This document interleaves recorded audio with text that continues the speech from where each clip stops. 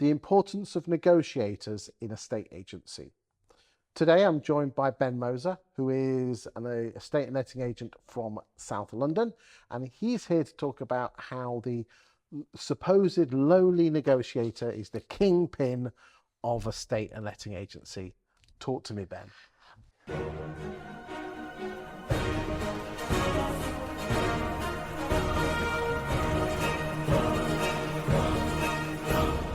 I think everyone assumes negs are good for one thing and one thing only: sales and lettings. And I do not believe that for 1 minute. Go on. Sales and lettings negotiators come from all different backgrounds. They've gone through all different types. Some have gone through numerous estate agency roles, different companies, and they all have a lot to bring to the table. So listen to them.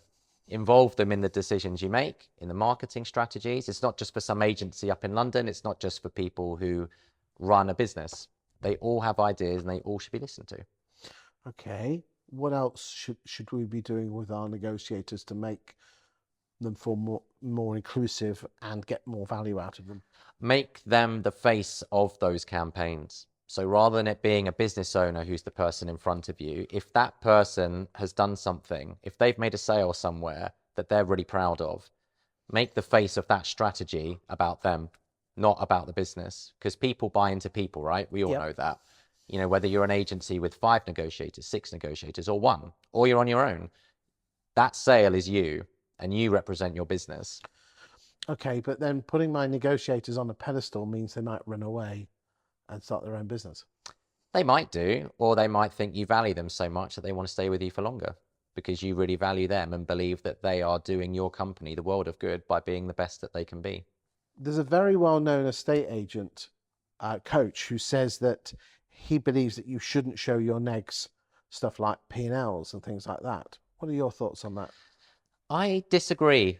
I think that whilst you probably shouldn't be showing them all your books for the entire time of your existence, I think that if a negotiator feels you value them enough to go into financials with them, you're giving them responsibility and ownership for what they're bringing forward. So if they can see that you trust them with that, they're going to work even harder to make those numbers go positive. So, like, you know, it costs 30 grand a month to run this firm. You're not going to tell them what each person's on, but you can say the wages are X and, the rent is this and the... Absolutely.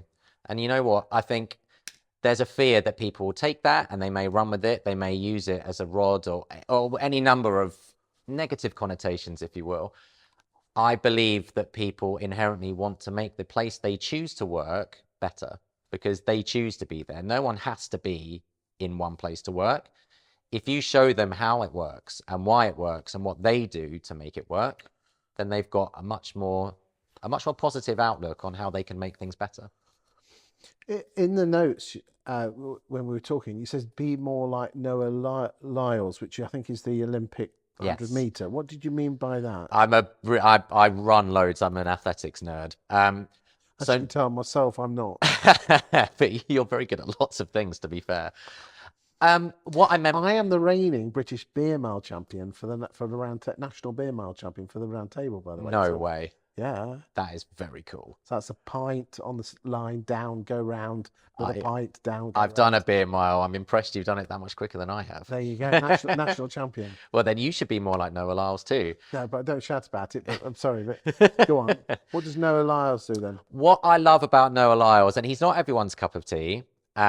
He's a young, and obviously this is a post Olympics 100 meter final where he won it by the barest of margins. Yeah, he was at the back when he set off, wasn't he? He was very much so, and that's not really how 100 meter sprinting is supposed to be. Quick start, follow through, speed at the end.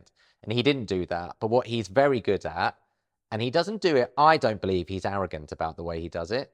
He makes all those situations work to his advantage because he knows how he works. He knows himself. You know, he's a bit of a nerd as well. And he works with it. He works with himself and he shouts about when he does it well. And I don't think there's anything wrong. We are in a competitive environment as estate agents. And whilst I don't believe you should get up in someone's face and tell them you're the best in the world, use me, absolutely you should shout about why you're good and how you're good. Because people will believe that you know all of that and you're going to do what you do for them. There's a very fine line though between being confident and cocky, though, isn't there? There is, and in sales, and sales being, of course, sales and letting scenarios, people tread that line very closely. But that's no reason to not push the boundaries. We're in a social media age. You are very aware of that more than most. There's nothing wrong with being the person that pushes the boat out there, as long as you can rein it back in again before it gets too far away. I Okay. don't think there's anything wrong with that. What advice would you give to someone who wants to improve their social media and being a bit more confident as a negotiator? Own yourself, own it. Whatever you want to do, believe it and follow it through, and don't stop doing it. Social media can be our friend, it can sometimes work against us. But if you truly believe in what you're doing and the way you do it, you will get success. Ben, thank you for your time today. And again, if you're a negotiator and you want to improve yourself, then really at the end of the day, you are the unsung heroes of our industry. But if you really want to crack on and you want to progress your career, then ask your boss, communicate, almost be the oh, I'll do that value if the valuer is ill or something like that. Yeah.